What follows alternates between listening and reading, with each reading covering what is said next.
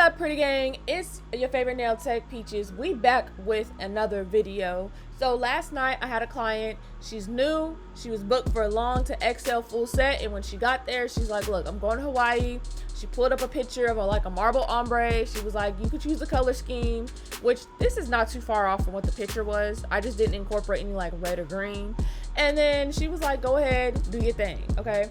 So not to mention these glow in the dark, because y'all know I like that shit. But we are going to focus specifically on how to get like a lava lamp type of marble. Y'all look at the curve, like look. So the marbling part of this is going to be the focus, but I did include the full process. Y'all say y'all like long videos, so that's what we're gonna go ahead and do. So before we get started, we're gonna do our subscriber shout out, and y'all already know.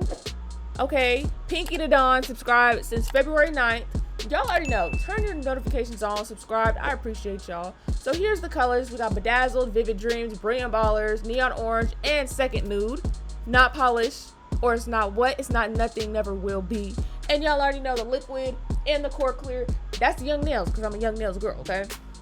So first things first, when you're looking for this type of marble, it's really based on how you set the colors and you let the colors do their real thug dizzle, okay?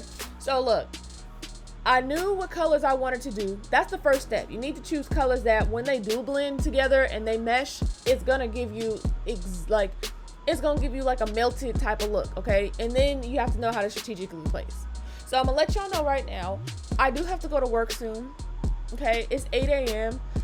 I'm trying to leave in the next like 15 minutes, so I will not be talking through this whole entire video, but I will be talking y'all through the marble part because everything else is sped up a little bit just for you guys to watch, because you said you like longer videos, but this is the focus, okay? So now that you see me kind of do it on the pinky, I'm gonna really get into explaining on the other fingers, okay? So like I said, the first step is choosing the colors that are going to actually mesh together and marble like how you need. Step 2, placement. So when you already have colors that go together so well, you really just need to work a little wetter than normal, not wet to where it's running all over the place, but do you see how I have like solid beads? You need like a kind of solid bead, okay? So not too wet, because you see how like they're flowing together, but I still have control over where I'm placing what. And just let them mesh together. So basically, I have two colors that stand out really well. This is how I choose colors, okay? So that Brilliant Ballers, which is that bright yellow, and Neon Orange, which is that reddish orange color right there. Those two stand out the most. So once you kind of have two colors that boom, or however many colors, 1, 2, whatever, these are gonna be like, okay, to stand out. Now the other two, Bedazzled, I believe it's called, and Vivid Pink, I think. Y'all already saw the names. Yeah, we're just trying to get this done. So if I say the names wrong right now, my bad. You can go back and look at what they really are. So the other two colors are a little bit more on the gentle side. They're definitely pigmented, and y'all, I don't even know what was there. Like there was like a little piece of like dried up acrylic. It's kind of weird, but that's what I was doing. So you need two colors that are going to contrast the two standout colors, and that's how you get a look that's kind of like meshes so well together. So basically, when I lay one bead down, I'm going to lay the next bead somewhat into that, and so forth and so on. So you see how each bead I lay down, I kind of let it go into the previous one, and that's how they mesh and meld and mix, okay? So it's a lot easier than what it looks like. Well, no, it's just as easy as it looks like. I feel like the only way that this can go difficult for you is if you're working too wet and you're not being mindful of keeping, you see how I'm keeping the shape? You got to be mindful of that. But other than that, as long as, like I said, you laying one bead down kind of wet, lay the next one kind of in the middle of that or on the edge of that previous bead, okay? So it's, how do I explain it? It's not like a traditional marble where you're the one, you lay one bead down, you're swirling a color. It's not like that. You see, I'm taking one, I'm laying it down, but I am spreading the edges up so that way it's not thick and it's not bumpy. It needs to be smooth, okay? So we're feathering up because we still are gonna ombre. We still want a smooth base, okay? So you see how each color I lay down is in the previous color. I'm not too worried about, oh, it needs to have its own space here, it needs to have its own. No, we don't care about that because we want them to mix and meld. Now, if you don't like how they're kind of mixing, just take your brush and either add a little bit more of one color, or see how I'm just manipulating it. Just manipulate it a little bit and see, okay, where do I want this next bead? How do I want this to kind of look? Because at the end of the day, it looks like you don't have control over where everything is, but you really do. Everything is just on placement and how wet stuff is, because like I said, it needs to be wet, but it's not wet enough to where you're chasing beads. Because at the end of the day, no matter what, we don't want to be chasing beads. That affects your overall what they call that? What they call that? Like the pigment, the color, the I can't think right now. But opacity, there we go. If you're working too wet, it's going to always affect the opacity of your look, which means you're going to have something that's a little more see-through if you're going to be working so wet, which is not what we want.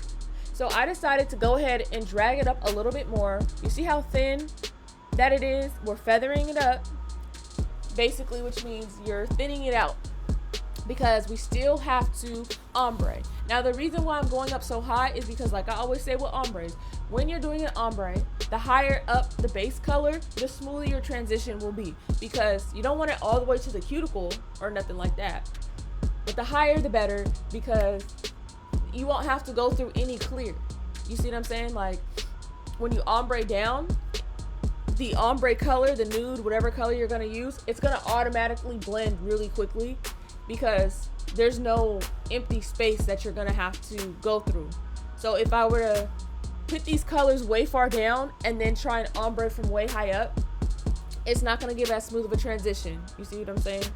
So once again, work wet, not too wet, and just let the beads do their thing. Keep the sides together, you know what I'm saying? Keep your shape. And it's as simple as that, you guys. So honestly, I do have to get ready for work because I need to leave in about 10 minutes. I want to start uploading this video, but y'all know I don't know what time today this video was gonna upload. It's a long video. I gotta go to work. I'm probably gonna have to take it with me. So yeah, pray for me. But sometime today this video is gonna get released. Okay, I promise. I absolutely promise. Now, I think I will explain one ombre finger, because we're about to get to the point of doing the ombre, and it is going to be sped up because y'all have seen me do ombre a million times.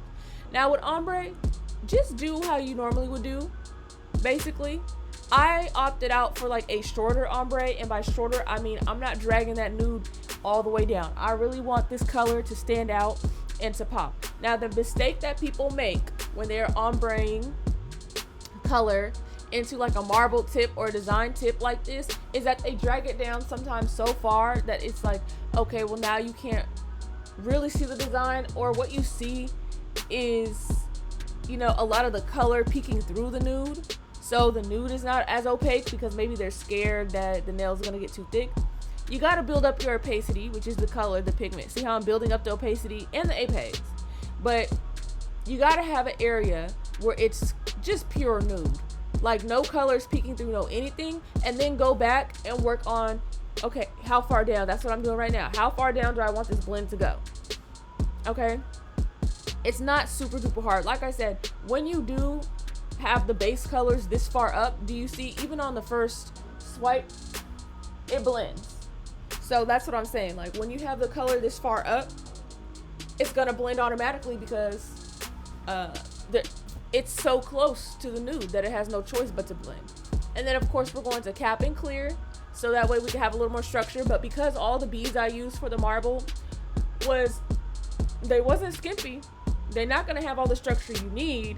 But because the apex is built, we did the marble in somewhat of a thicker fashion, I guess, which is what I typically do. You won't need to cap too much. So for those of you who have a hard time capping, I suggest you build up the nail in the design a little bit, as long as it's smooth.